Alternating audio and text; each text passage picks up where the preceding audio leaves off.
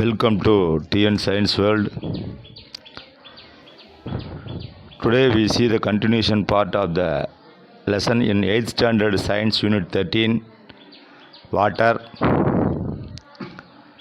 13.3, at first we see the part of the lesson in the second part of 13.3, Water is a universal solvent.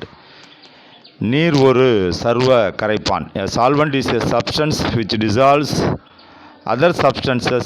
Solute, for example, in a salt solution, water is the solvent in a salt is the solute.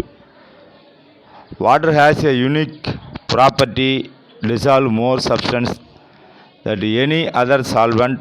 It can dissolve solids such as a salt and sugar, liquids such as a honey and milk, and gases such as oxygen and carbon dioxide in it. Therefore, it is called as a universal solvent. பொதுவாகவே கரைப்பான் என்பது பிற பொருளை கரைப்பதற்காக கரைக்கக்கூடிய பொருளாகும். எடுத்துக்காட்டாக உப்பு கரைசலிலே நீர் கரைப்பானாகவும் உப்பு கரைபொருளாகவும் உள்ளது. பிற திரவங்களுடன் ஒப்பிடுகையிலே தண்ணீருக்கு மட்டுமே அந்த பொருள்களை கரைக்கும் தனித்துவமான பண்பு உள்ளது. இது உப்பு, சர்க்கரை போன்ற திடப்பொருள்களையும் தேன், பால் போன்ற திரவங்களையும் ஆக்சிஜன், கார்பன் டை ஆக்சைடு போன்ற வாயுக்களையும் கரைக்கும் திறன் பெற்றது. எனவே இது சர்வ கரைப்பான் என அழைக்கப்படுகிறது. Therefore, it is called as an universal solvent. Then we see the activity. Place a sample of tap water on a clean watch glass and place it over a beaker containing water as shown in the figure. Boil water in the beaker. When all the water has evaporated from this watch glass, remove it from the burner and let it cool. What do you see the watch glass? சிறிதளவு குழாய் நீரினை எடுத்துக்கொண்டு ஒரு சுத்தமான கண்ணாடி தட்டில் எடுத்துக்கொண்டு படத்திலே காட்டியுள்ளவாறு அதனை ஒரு குடுவையின் மீது வைத்து வெப்பப்படுத்த வேண்டும். கண்ணாடி தட்டில் இருக்கும் நீர் முழுவதும் ஆவியானதுடன் அதனை அடுப்பில் இருந்து அகற்றி குளிர வைக்கும். கண்ணாடி தட்டிலே நீங்கள் காண்பது என்ன என்பதை பற்றி what do you observe அப்படின்றத செஞ்சு பார்க்க சொல்லி ஒரு ஆக்டிவிட்டியாக உங்களுக்கு கொடுத்துருக்குறாங்க. Then you see the number of concentric rings of a solid matter deposited on the watch glasses. There are the dissolved solids left behind after the evaporation of water. Salts, minerals and impurities are the solids dissolved in water. Dissolved salts are important for the following reasons. கண்ணாடி தட்டின் மீது திடப்பொருளாலான பல பொது மைய வளையங்கள் உங்களால் காண இயலும். இவை நீர் ஆவியான பிறகு எஞ்சிய திடப்பொருள்களின் படிவங்களாகும். நீரில் உப்புக்கள், தாதுகள் மற்றும் அசுத்தங்கள் கரைந்துள்ளன. நீரில் கரைந்துள்ள உப்புக்கள் இவ்வாறு வளையங்கள் உருவதற்கு காரணமாக அமைகின்றது. பொதுவாகவே பார்த்தோமானால் இதற்குண்டான காரணங்கள் என்னவென்று பார்த்தோமானால், there are essential for growth and the development of plants. தாவரங்களுடைய வளர்ச்சிக்கு இவை மிகவும் அவசியம். they add taste to water. அவை தண்ணீருக்கு சுவையை சேர்க்கின்றன. they supply the essential minerals needed for our bodies. நம் உடலுக்கு தேவையான அத்தியாவசிய தாதுக்களை வழங்குகின்றன. Most of the chemical reactions important for our living takes place in the cells of our body with the help of water. நாம் உயிர் வாழ்வதற்கு தேவையான பல வேதி வினைகள் செயல்களிலே இது நடைபெறுகிறது என்பதே இதனுடைய கூற்று. More to know, tap water, river water and well water contain dissolved solids, but rainwater and distilled water do not contain dissolved solids. Hence, the concentric rings are not formed in the rainwater and distilled water after evaporation. பொதுவாகவே ஆற்று நீரிலும் குளத்து நீரிலும் போர் வாட்டரிலும் கூட இந்த மாதிரியான வளையங்கள் வருவதற்கு உண்டான சாத்தியம் உண்டு. காரணம், அதிலே salts and minerals will be dissolved. ஆனால் ரெயின் வாட்டரிலே, மழை நீரிலே இந்த மாதிரியான வளையங்கள் தோன்றுவது இல்லை என்பதை இதிலிருந்து நாம் தெரிந்து கொள்ள வேண்டும். டியூ டு எவாப்ரேஷன், ஆவியாதல் பொழுது வளையங்கள் தோன்றுவது இல்லை என்ற கருத்து நீங்கள் தெரிந்து கொள்ள வேண்டியது ஒன்று. Apart from the solids and minerals, air is also dissolved in water. Air is present in dissolved state in all natural sources of water. The solubility of oxygen in water is higher than the solubility of nitrogen. Air dissolved in water contains approximately 35.6% oxygen along with nitrogen and carbon dioxide. Air being dissolved in water is important for the following reasons. திடப்பொருள்கள் மற்றும் தாதுக்கள் தவிர காற்று நீரிலே கரைந்துள்ளது. அனைத்து இயற்கை நீர் ஆதாரங்களும் காற்றில் கரைந்துள்ளது.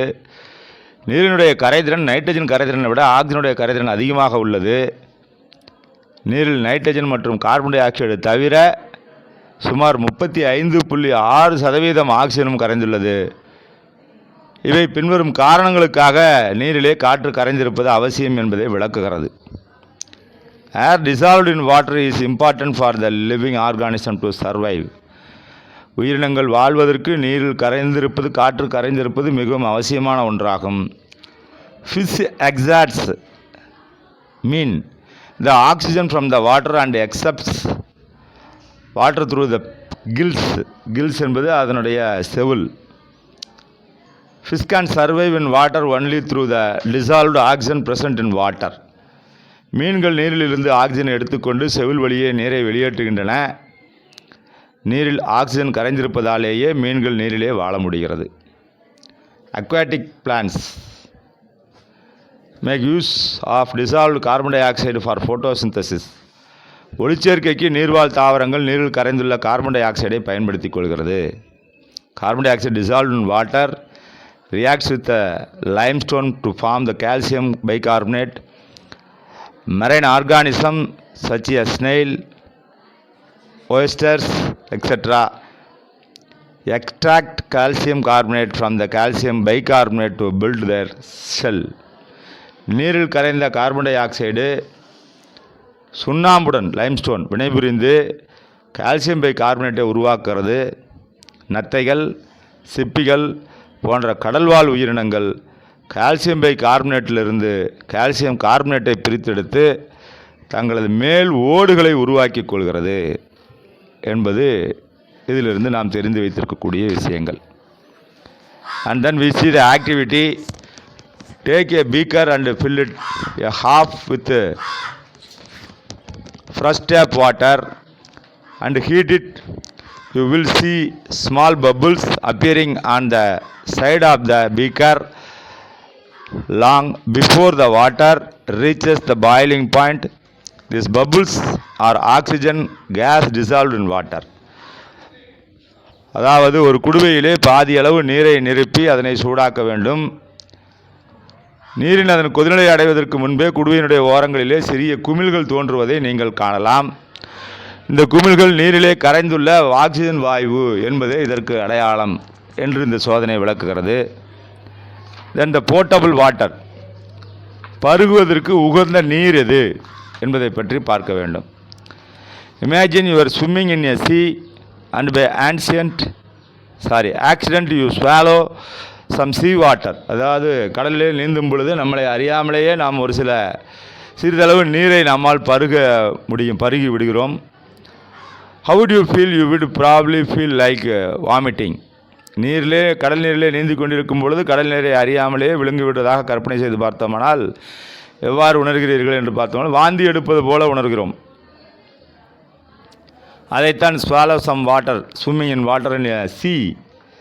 கடல் நீரிலே நீந்தும் பொழுது நம்மை அறியாமலேயே சிறிதளவு நீரை நாம் அறிந்து விடுவதால் வாந்தி எடுப்பது போன்று ஒரு sensation. The sensation feeling nauseous is because a lot of salt in water. காரணம் அதில் இருக்கக்கூடிய அதிகப்படியான உப்புத்தன்மை. Every liter of sea water contains 35 grams dissolved salts. ஒவ்வொரு கடல் நீரிலுமே 35% கிராம் சாதாரண உப்பு எனப்படும் சோடியம் குளோரைடு கலந்துள்ளது. அது உவர் நீர் எனப்படும் பருகுவதற்கு நீர் உகந்தது அல்ல என்பதை இதிலிருந்து நாம் தெரிந்து கொள்ள வேண்டும். Then more to know, the sanitary of water is dead sea. It is actually a salt lake as it has a single source of water and it is not connected to the ocean. It is landlocked and it causes the water to evaporate. This has led to steady increase in in its degree of salinity. Now the salinity of so high such that the marine life cannot survive in it. That is why that is called the Dead Sea. சாக்கடலிலே, அதாவது dead சீயிலே நீரினுடைய உப்புத்தன்மை மிக அதிகம். இது உப்பு நிறைந்த ஒரு ஏரியாகும். இந்த ஏரி கடலில் இணைந்திருக்காமல் தனித்து காணப்படுகிறது. இது நிலத்தால் சூழப்பட்டுள்ளதால் இதிலுள்ள நீர் ஆவியாகி உப்புத்தன்மையினுடைய அளவு சீராக அதிகரித்து வருகிறது. தற்போது அதனுடைய உப்புத்தன்மை மிக அதிகமாக இருப்பதால் கடல்வாழ் உயிரினங்கள் அதில் வாழ முடியாது. எனவே தான் இது சாக்கடல் என அழைக்கப்படுகிறது. இது நமக்கு more to know. Then we see the most commonly known as the sodium chloride NaCl. Such a water is called saline water. It is not suitable for drinking and it is said to non-potable water. The water suitable for a drinking is called as a potable water. Every liter of potable water contains 1 to 2 grams of dissolved salts, mainly common salt. In addition to common salt, there are small amounts of carbon, calcium, magnesium, potassium, copper and zinc. The minerals in water give it a certain taste.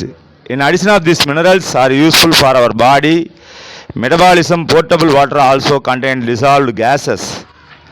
பருகுவதற்கு உகந்த நீருடைய தன்மைகள் எவ்வாறு இருக்க வேண்டும் என்று நாம் எடுத்துக்கொண்டோமானால், நீரிலே நீந்திக் கொண்டிருக்கும் பொழுது கடல் நீரை அறியாமல் விழுங்கிவிட்டதாக கற்பனை செய்து பார்க்கிறோம். வாமிட்டிங் சென்சஸ் இருப்பதாக கருதுகிறோம். சாதாரண உப்பு எனப்படும் சோடியம் குளோரைடு கரைந்துள்ளது. அது உவர் நீர் எனப்படும். இது பருகுவதற்கு உகந்த நீர் அல்ல. மனித நுகர்வுக்கு தகுதியான நீரே பருகுவதற்கு உகந்த நீர் எனப்படும். ஒவ்வொரு லிட்டர் பருகுவதற்கு உகந்த நீரிலும் 1 முதல் 2 கிராம் சாதாரண உப்பையும் கரைந்த நிலையில் உள்ள பிற உப்புக்களையும் கொண்டுள்ளது.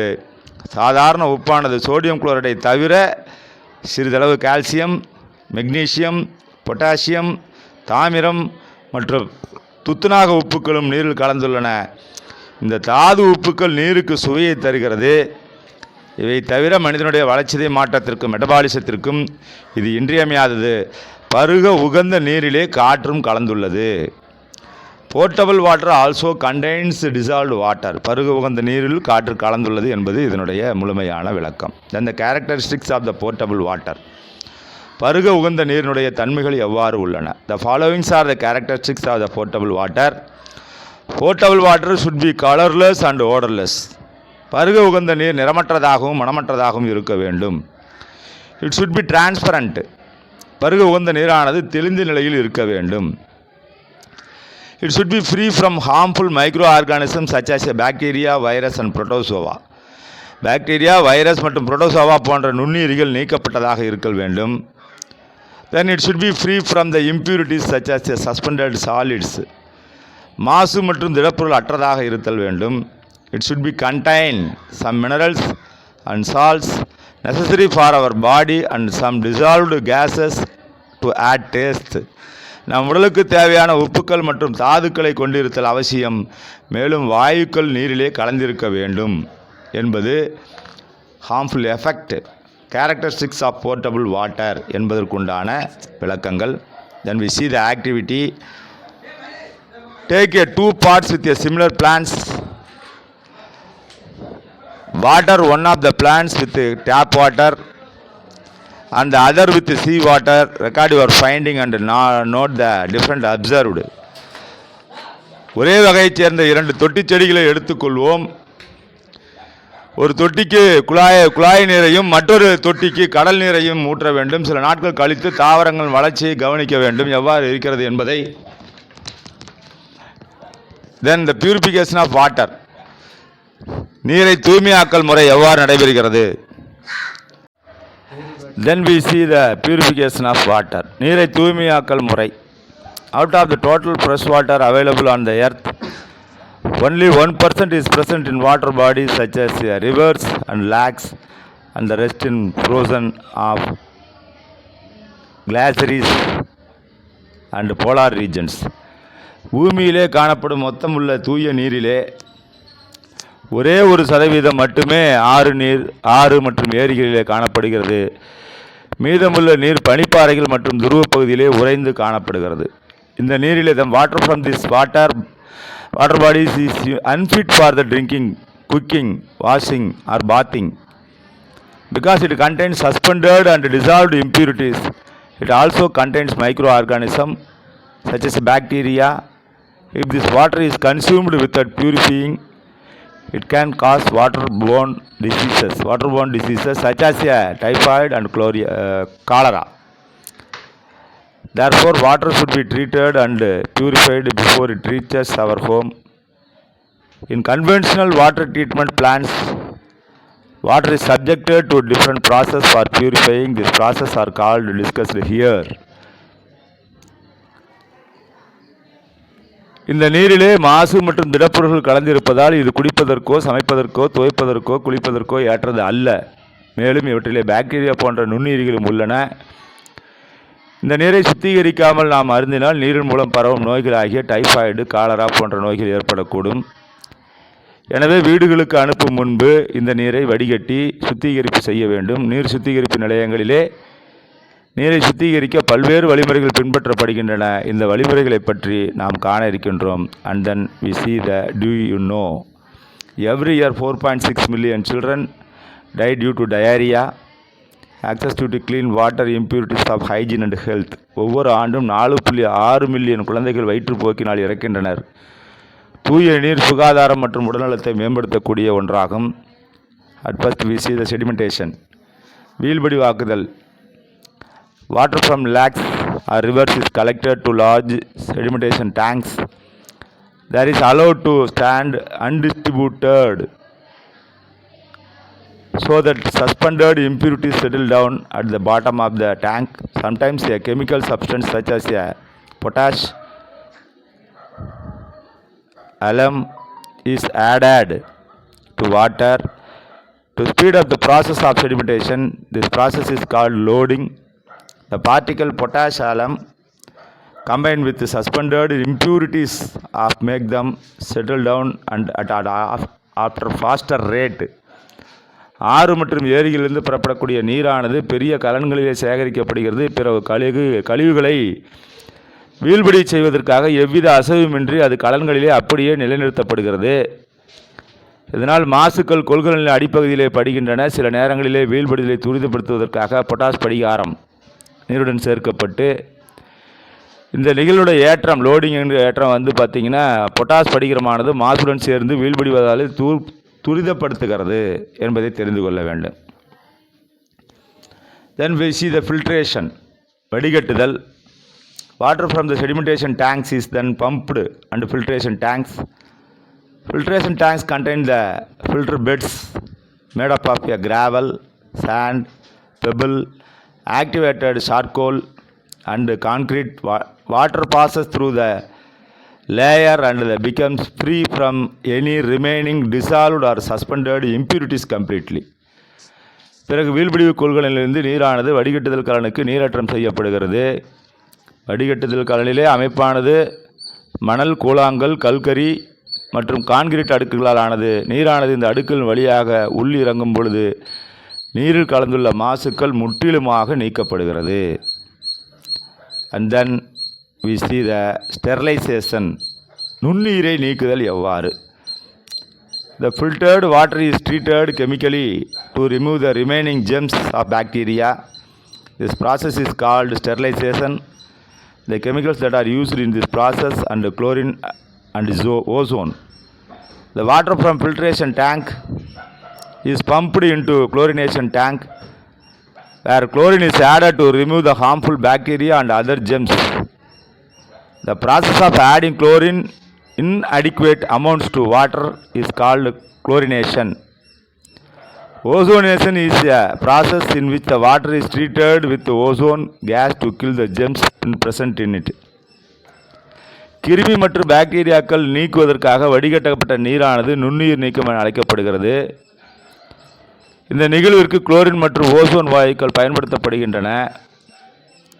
வடிகட்டு கலனிலிருந்து பெறப்பட்ட நீரானது நுண்ணுயிரி நீக்கம் செய்யப்படுவதற்காக குளோரின் கலனில் அனுப்பப்படுகிறது. போதுமான அளவு குளோரின் சேர்க்கப்படும் நிகழ்வானது குளோரினேற்றம் என அழைக்கப்படுகிறது.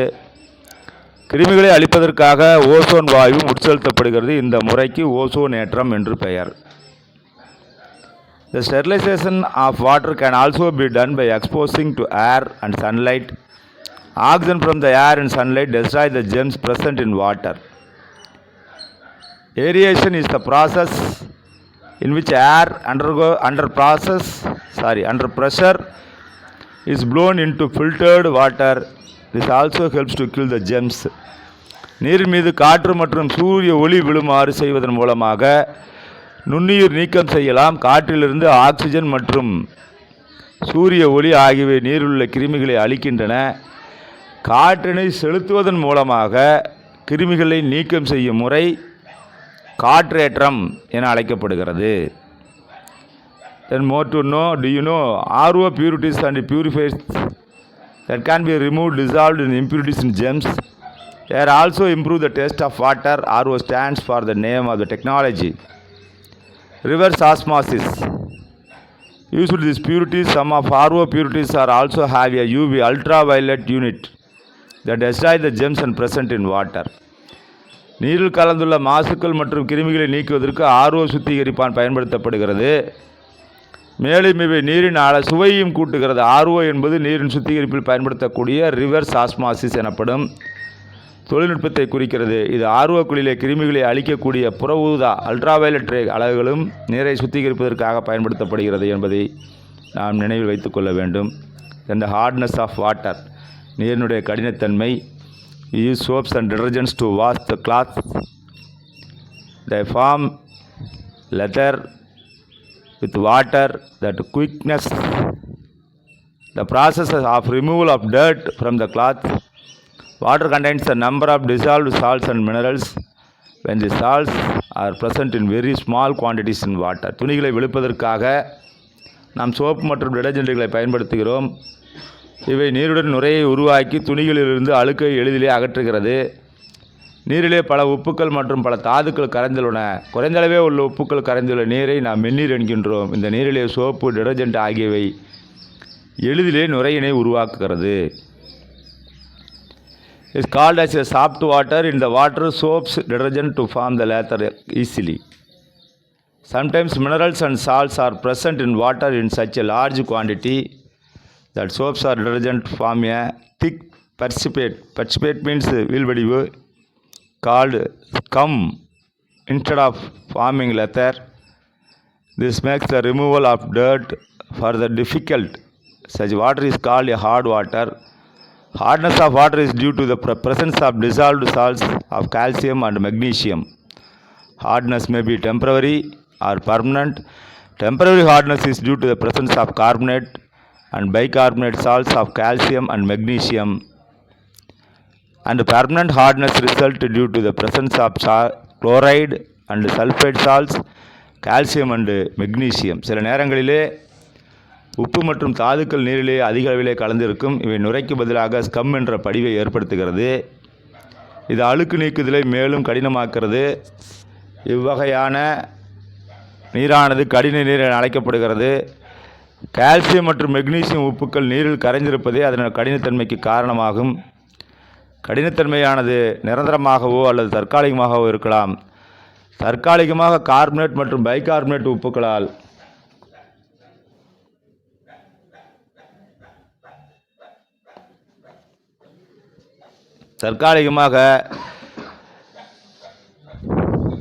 கடினத்தன்மை கால்சியம், மெக்னீசியத்தின் கார்பனேட் மற்றும் பைகார்பனேட் உப்புக்களால் ஏற்படுகிறது. நிரந்தர கடினத்தன்மையானது கால்சியம், மெக்னீசியத்தினுடைய குளோரைடு மற்றும் சல்பேட் உப்புக்களால் ஏற்படுகிறது என்பதை பார்க்கின்றோம். Then disadvantages of hard water. கடின நீரினுடைய குறைபாடுகள். It is not a good for washing clothes. It forms scum with soap and detergents, which makes the soap ineffective and also spoils the cloth further. இந்த நீர் சலவை செய்வதற்கு ஏற்றதல்ல. இது துணிகளுடன் சேர்ந்து scum என்ற பொருளை உருவாக்குகிறது. மேலும் இது சோப்பு மற்றும் டிடர்ஜென்ட்டுகளுடைய செயல்திறனை குறைப்பதோடு துணிகளையும் சேதப்படுத்துகிறது. It damages the utensils and containers in which it is stored and forms a hard layer. இது பாத்திரங்கள் மற்றும் கொள்கலன்கள் மீது கடினமான படிவுகளை உருவாக்கி அவற்றை சேதப்படுத்துகிறது என்பதே இதற்கு காரணமாக அமைகிறது. It forms scales of the machine parts are used in industries and decrease their efficiency. தொழிற்சாலையில் பயன்படுத்தப்படும் எந்திர பாகங்கள் மீது படிவங்களை ஏற்படுத்தி அவற்றுடைய செயல்திறனை குறைக்கிறது. It result the stomach elements of consumed for a long period. நீண்ட காலத்திற்கு நீரை பருகினால் வயிற்றினுடைய உபாதைகள் ஏற்படுகிறது என்பது இதிலிருந்து நாம் தெரிந்து வைத்திருக்கக்கூடிய ஒன்று. Then we see the activity. Take a sample of water from different sources, lake, river, and pour equal quantities of each sample of water into test tubes. Measure the height of the water to each test tube with a scale. Add one of the 2 drops of liquid soap each of the test tube. Shake each tube 5 times and observe the height of the lather in each sample. Record your observation in the table. Which water is soft, which water is hard, can you say why? அதாவது 2 சோதனை குழாய்களிலே நீரை வெவ்வேறு வகையான நீரை எடுத்துக்கொண்டு அவற்றிலே சிறிதளவு soap oil என்கின்றதை 2 drop விட்டு நன்கு குலுக்கணும் அப்படின்னம்னாக்கா அதில் வரக்கூடிய நுரையினுடைய அளவை கொண்டு எந்த டெஸ்டியூபில் இருக்கக்கூடிய குடுவையில் அதிக நுரை உருவாகியுள்ளது என்பதை நாம் இதிலிருந்து காண இருக்கின்றோம். அது தெரிஞ்சதை நீங்கள் சொல்லணும். டேப் வாட்டரா, வெல் வாட்டரா, பாண்ட் வாட்டரா அல்லது ரிவர் வாட்டரா என்பதை நாம் சொல்கிறது. தென் த ரிமூவல் ஆஃப் ஹார்ட்னஸ், நீரினுடைய கடினத்தன்மையை நீக்குதல். நீரினுடைய கடினத்தன்மையை நீக்குதல் என்கின்ற இந்த அடுத்த நிகழ்வை 3வது காணொளியிலிருந்து காண்போம். We will continue again from 3rd YouTube video. Until then, thank you so much.